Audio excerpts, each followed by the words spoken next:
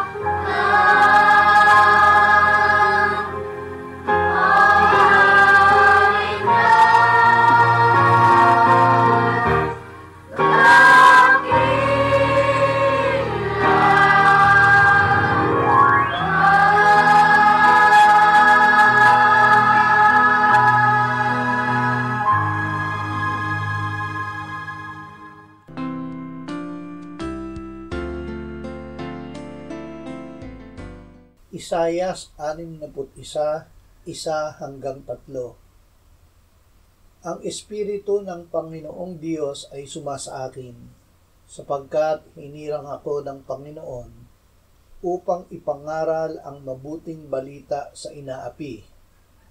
Kanyang sinugo ako upang magpagaling ng mga bagbag na puso, upang magpahayag ng kalayaan sa mga bihag at buksan ang bilangguan sa mga bilanggo, upang ihayag ang kalugod-lugod na taon ng Panginoon at ang araw ng paghihiganti ng ating Diyos, upang aliwin ang lahat ng tumatangis, upang pagkalooban sila na tumatangis sa Siyon, upang bigyan sila ng putong na bulaklak sa halip na mga abo, sa halip na pagtangis ay langis ng kagalakan, sa halip na lupaypay na diwa ay damit ng kapurihan, upang sila'y matawag na mga punong kahoy ng katuwiran, ang pananim ng Panginoon, upang sila'y bigyan ng kaluwalhatian. Propeta. Ang Kristo sa Biblia ay ang pinahira ng langis. Ang langis ay ang Espiritu Santo. Ang pinapahira ng Espiritu Santo ay ang propeta, ang hari at ang pari. Sinabi ng Diyos na may darating na propeta na pananahanan ng Espiritu Santo. Ipapangaral niya ang mabuting balita, kalakip ang pagpapagaling, pagpapalaya ng mga bihag at mga bilanggo, pagpapahayag ng kalugod-lugod na taon ng Panginoon, ang paghihiganti ng Diyos at kaaliwan sa tumatangis. Ang Panginoong Hesus ang katuparan ng propesiyang ito. Siya ang Kristo, ang anak ng Diyos na buhay, ang pinahiran ng Espiritu Santo. Awit 45, 1, 2, 6, at 7. Ang aking puso ay nag-uumapaw sa mabuting paksa. Ipinatutungkol ko ang aking mga salita sa hari. Ang aking dila ay gaya ng panulat ng bihasang manunulat. Ikaw ang pinakamaganda sa mga anak ng mga tao. Ang biyaya ay ibinubuho sa mga labi mo, kaya't pinagpala ka ng Diyos magpakailanman. Ang iyong banal na trono ay magpakailan pa man. Ang iyong setro ng kaharian ay setro ng katarungan. Iyong iniibig ang katuwiran at kinasusuklaman ang kasamaan. Kaya't ang Diyos, ang iyong Diyos ay pinahirang ka ng langis ng kagalakan na higit kaysa iyong mga kasamahan. Hari.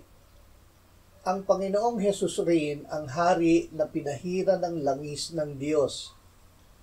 Ipinasabi ng Diyos kay Propeta Nathan kay David, aking ibabangon ang iyong binhi pagkatapos mo na magmumula sa iyong katawan at aking itatatag ang kanyang kaharian.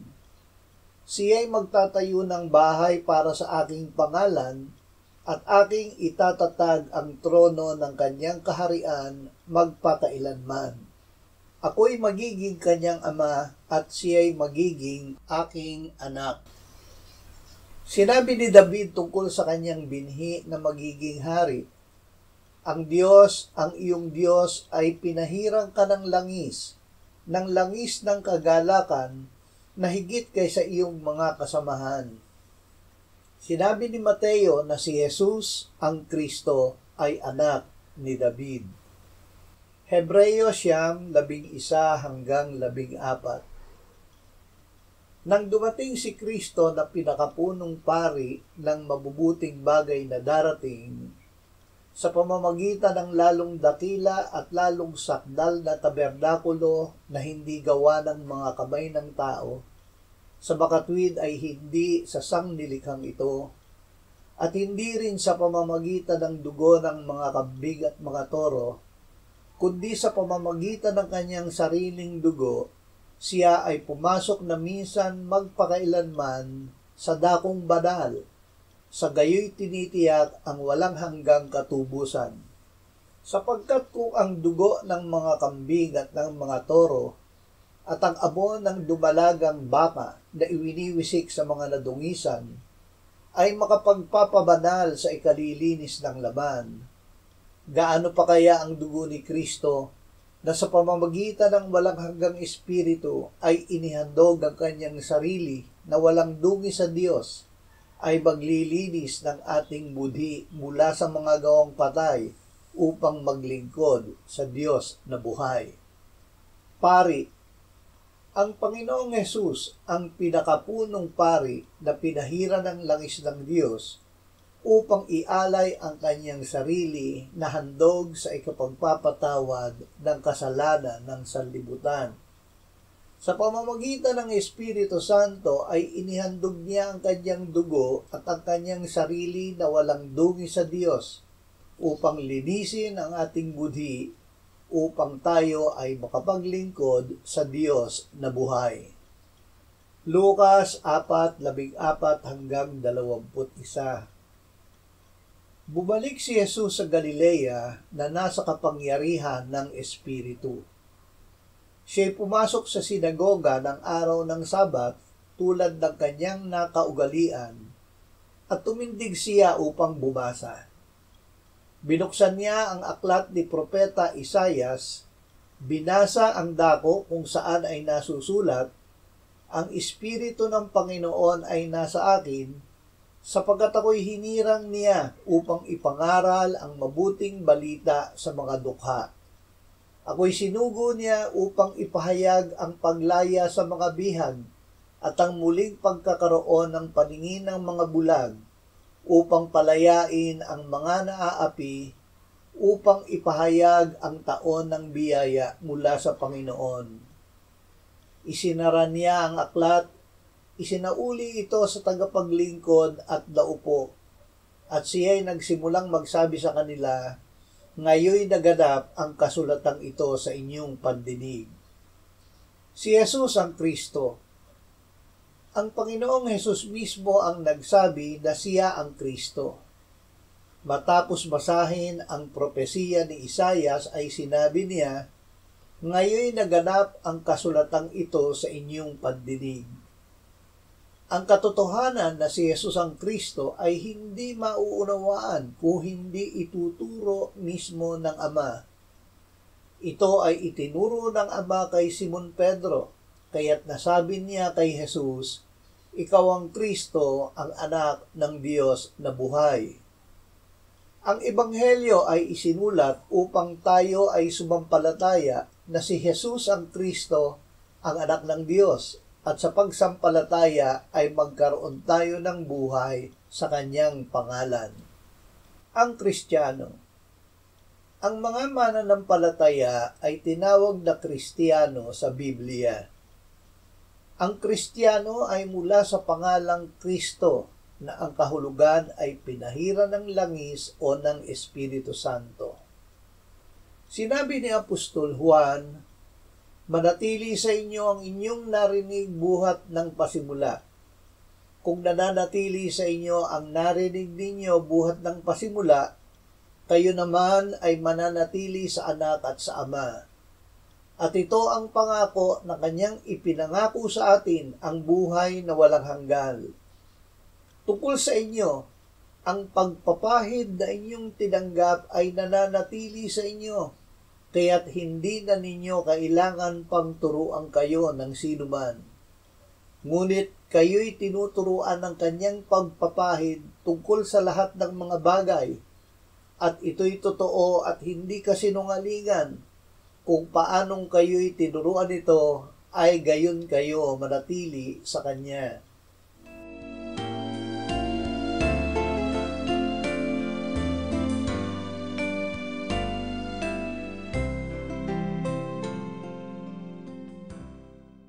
Manalangin tayo. Panginoong Hesus, sinabi mo, "Malibang kainin ninyo ang laman ng anak ng tao at inumin ang kanyang dugo, kayo ay walang buhay sa inyo. Ang sino mang kumakain ng aking laman at umiinom ng aking dugo ay may buhay na walang hanggan, at akin siyang muling bubuhayin sa huling araw. Sapagkat ang aking laman ay tunay na pagkain, at ang aking dugo ay tunay na inumin. Siya na kumakain ng aking laman at uminom ng aking dugo ay nananahan sa akin at ako sa kanya.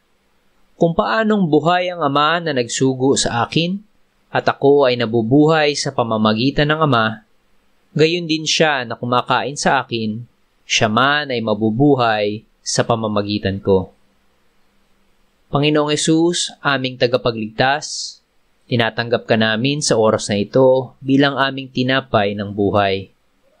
Tinatanggap namin ang iyong katawan na ipinako sa krus, namatay, inilibing, binuhay na muli, at iniakyat ng Ama sa kanyang kanan sa langit bilang aming tunay na pagkain. Tinatanggap namin ang iyong dugo na nabuhos sa ikapagpapatawad ng aming kasalanan bilang aming tunay na inumin. Manahan at mabuhay ka sa amin upang kami ay mamuhay sa pamamagitan mo kung paanong ikaw ay namuhay sa pamamagitan ng Ama.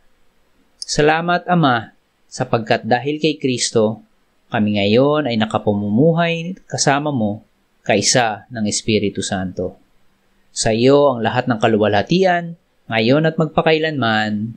Amen.